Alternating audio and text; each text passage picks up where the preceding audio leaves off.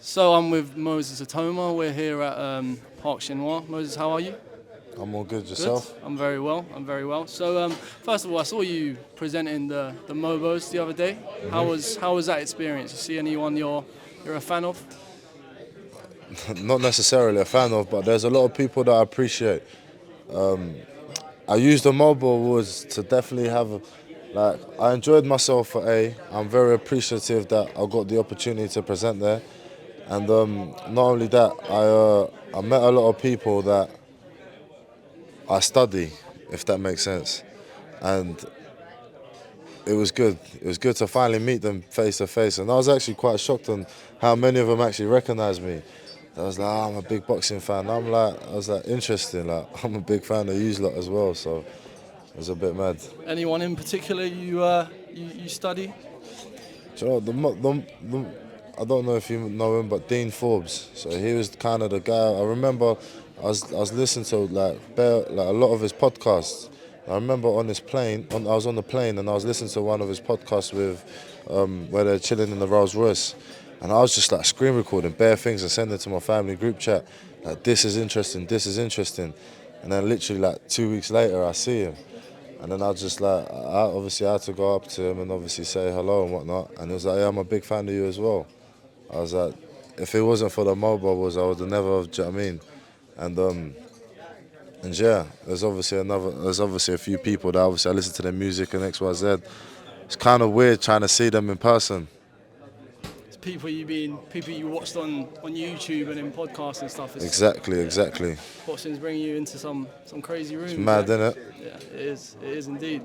I also saw you at the Bivol Beterbiev fight. What did you make of that fight? First of all, did you think the decision was correct? Do you know what Ben said to me yesterday? He was like, it was on another fight, and two people had different opinions on a fight. And he said, well, listen, both of you sit down and you score your cards, and I'll bet you score your rounds, and I'll bet you two will have different scorecards. And that made sense to me, because like, I was watching the fight. Me personally, I thought Beterbiev won, but then I thought Bivol won the first fight. So, but like, that's just my opinion. Boxing is very opinionated, and that, like I said, in my humble opinion, I thought Beterbiev won the second fight, but a lot of people thought Bivol won. And the fact is that you got such a diverse group of people thinking two different things. Just means that it's got to be a third fight. It has to be. Do you think their level is just so high that they kind of like cancel each other out almost? What do you mean by that? In terms of it's just a pure chess match that it makes for. It's always going to make for such a close fight just because of the technical brilliance of both of them. Beterbiev's getting old though, isn't he? So, but you just got to appreciate them too. They've been killing it. And like it's obviously 1-1. You can't just leave it as that, can you? You can't leave it a draw. I agree. It's not over.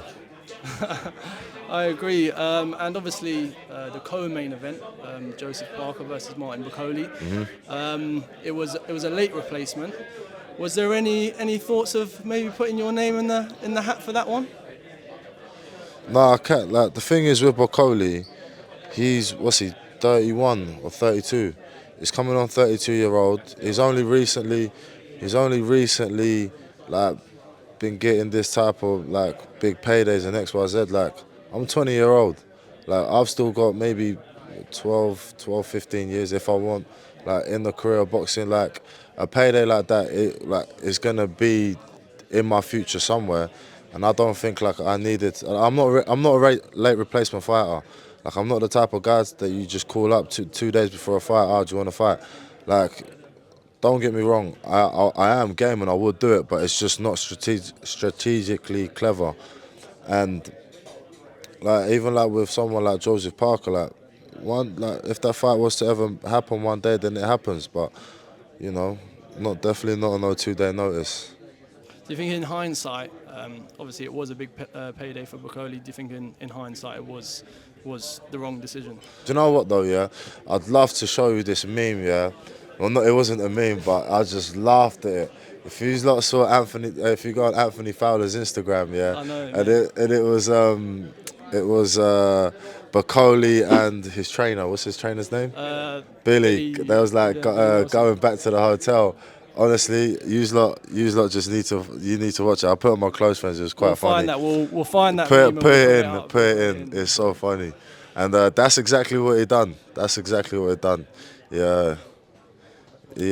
I mean, personally, if I was in Bakole's position, I wouldn't do it. Only because, like, for example, my brother messaged the family group chat saying, the boogeyman's gone.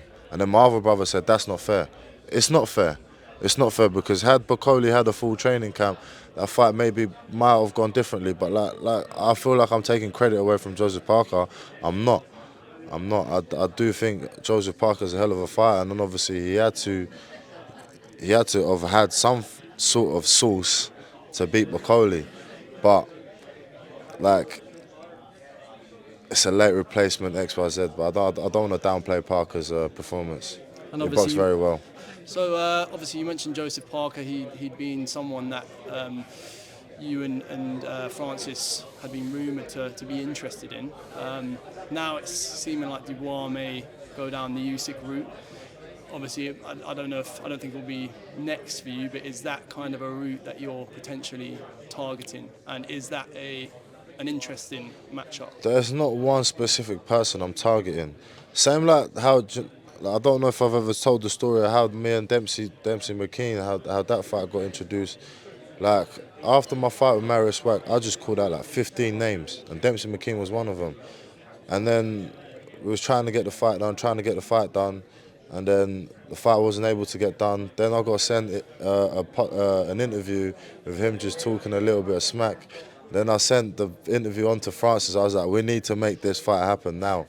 And then that's exactly the same what I'm doing right now. Like, whoever wants it can get it, basically. But I don't need no knockover jobs, not knockover jobs, but I don't need no fights that go 1 or 2 rounds. I need good quality title fights with people with good rankings, good contenders, and stamp my name on the sport, because that's what it's about. Well, Moses, thank you very much for having us today. Thank you.